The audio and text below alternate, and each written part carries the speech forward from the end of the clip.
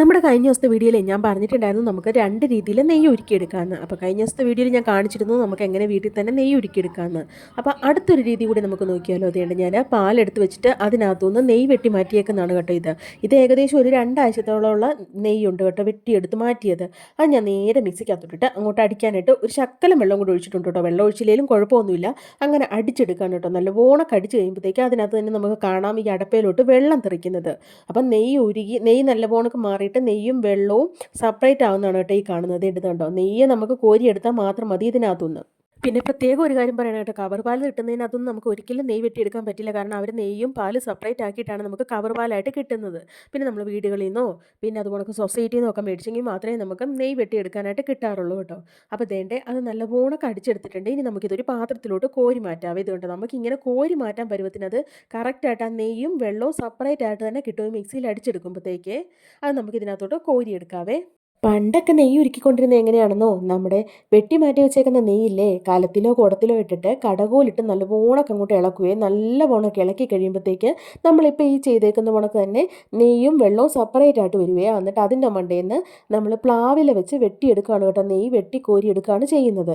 അപ്പം ഇപ്പം മിക്സി സൗകര്യങ്ങളൊക്കെ ആയി കഴിഞ്ഞ് കഴിഞ്ഞപ്പോഴത്തേക്ക് ആരും അതൊന്നും ഉപയോഗിക്കാറ് പോലും ഇല്ല കേട്ടോ. നമ്മൾ നേരെ മിക്സിക്കകത്തിട്ടിട്ട് രണ്ടടി അടിക്കുമ്പോഴത്തേക്ക് പാലും നെയ്യും സെപ്പറേറ്റ് ആയിട്ട് കിട്ടുന്നുണ്ടല്ലോ. അങ്ങനെ നമ്മൾ വേണ്ട മിക്സിയിലെല്ലാം അടിച്ചെടുത്ത് റെഡി ആയിട്ടുണ്ട്. അപ്പോഴത്തേക്ക് പൊന്നൂസ് ഇച്ചിരി എടുത്ത് വായി വെച്ച് നോക്കുകയാണ് കേട്ടോ, എങ്ങനെയാണ് ഇതിൻ്റെ ടേസ്റ്റ് എന്നറിയാൻ വേണ്ടിയിട്ട്. അതിൻ്റെ ചുവയൊന്നും പൊന്നപ്പന് ഇഷ്ടപ്പെട്ടില്ല കേട്ടോ.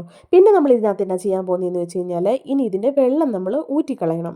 നമുക്ക് ആ വെള്ളം ആവശ്യമില്ല, നമുക്ക് വേണ്ടത് ഈ നെയ്യ് മാത്രമാണല്ലോ. അപ്പോൾ വേണ്ടത് അങ്ങോട്ട് ചരിച്ച് വെച്ച് ഊറ്റിക്കളയുക. ഇത് നമ്മൾ ശരിക്കും ആ പാത്രം ഒന്ന് ചരിച്ച് വെച്ചിരുന്നാൽ മതി, അതിനകത്തൊന്ന് വെള്ളം ഇറങ്ങി വന്നോളും. അപ്പോൾ അതിനനുസരിച്ച് നമ്മളൊന്ന് ഒരു 5-10 മിനിറ്റ് അങ്ങനെ ഒന്ന് ചരിച്ച് വെച്ച് കഴിഞ്ഞാൽ അതിനകത്ത് ഫുൾ വെള്ളം ഇറങ്ങി പോരുവേ. എന്നിട്ട് നമുക്കത് നല്ലവണ്ണം അങ്ങോട്ട് ഊറ്റിക്കളയാം. അങ്ങനെ വെള്ളം മുഴുവൻ ഊറ്റിക്കളഞ്ഞിട്ട് ഇനി നമ്മൾ അടുപ്പത്തോട്ട് വെച്ച് നെയ്യ് ഉരുക്കാൻ പോവാണ് കേട്ടോ. അപ്പം നമ്മളിന്ന് വിറകടുപ്പയിലാണ് നെയ്യ് ഉരുക്കുന്നത്. അപ്പം ഇതിനകത്ത് ഒട്ടും തന്നെ വെള്ളം കുറവായിരുന്നതുകൊണ്ട് തന്നെ നമുക്ക് പെട്ടെന്ന് തന്നെ ഒരു ചൂട് കയറുമ്പോൾ തന്നെ നെയ്യ് ഉരുക്കാൻ തുടങ്ങും. എന്നിട്ട് ഇടയ്ക്കൊന്ന് ഇളക്കി കൊടുത്താൽ മാത്രം മതി കേട്ടോ, പെട്ടെന്ന് തന്നെ ഉരുകി കിട്ടുവേ. ഈ പിള്ളേർക്കൊക്കെ ഒരുപാട് ഹെൽത്തി ആയിട്ടുള്ള ഒന്നാണ് കേട്ടോ ഈ നെയ്യെന്ന് പറയുന്നത്. വെയിറ്റ് കൂടാനൊക്കെ ഒരുപാട് ഹെൽപ്പ് ചെയ്യുന്ന ഒന്നാണ്. ഈ ബ്രെഡ് നമുക്ക് നെയ്യിൽ പൊരിച്ച് കൊടുക്കുക, അതുപോലെ തന്നെ ഏത്തപ്പഴം നെയ്യിൽ പൊരിച്ച് കൊടുക്കുക, അതൊക്കെ പിള്ളേർക്ക് ഒരുപാട് ഹെൽത്തി ആയിട്ടുള്ള ഫുഡാണ്.